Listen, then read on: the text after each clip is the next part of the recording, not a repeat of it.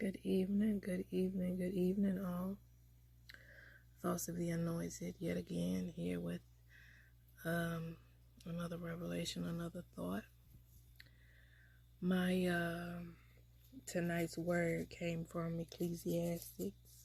My bad, not Ecclesiastes, Ezekiel. And what was it? I believe it was verses 1 through 14, but came from chapter 37. For those that know that very well, it's the vision of dry bones.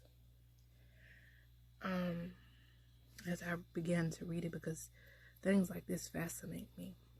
Certain words of the Lord fascinate me so much so that I have to research and go in depth. And that was one of them that I had jotted down and written down earlier this year. That the Lord brought it back into my remembrance. It was like, read it. Okay. As I sat here and I read this and I let it meditate in my spirit, it was one person and the Lord told them to prophesy and say this very thing. And as they said it, the things began to form. And as the things began to form, the bones began to get muscle and flesh and get back together.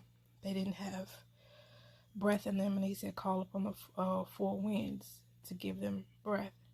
And as they began to prophesy, it came to pass. This is Israel. And after I read that, this dropped in my spirit. Regardless of the time that the Lord gave you the promise, it will not return to him void. You have to use your speaking power to call up these so-called dead things that didn't happen in a certain time frame that you want them to happen in. You have to constantly speak to them and give them life and call upon them. Even if you have already put them to rest and put them to bed and killed them, so to speak, and they're just dry bones, you have to speak to them. Use your gift of speaking power to speak to them, to give them life every day. Just like you have to die to your flesh every day. So keep speaking to your dreams, your goals, your ambitions, your businesses, whatever the Lord put in your heart. Speak to it every day. Give it life every day. Because I'm definitely speaking to mine right now. Because what the Lord gives you as far as vision-wise, your bank account will never match. Because I'm still trying to figure out why. I can say why, how. I'm almost 2 years with no job. But I'm registered. I have an EIN, my trademarks, all of that. Yeah. And I'm just like, and it's the little stuff. I'll get a little here and a little there.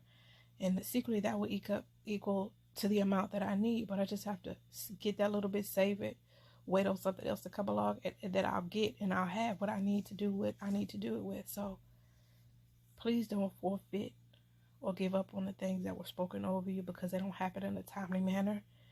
And this specifically came to mind because I wanted to be moved out by 25, a millionaire by 30, and a billionaire by 35.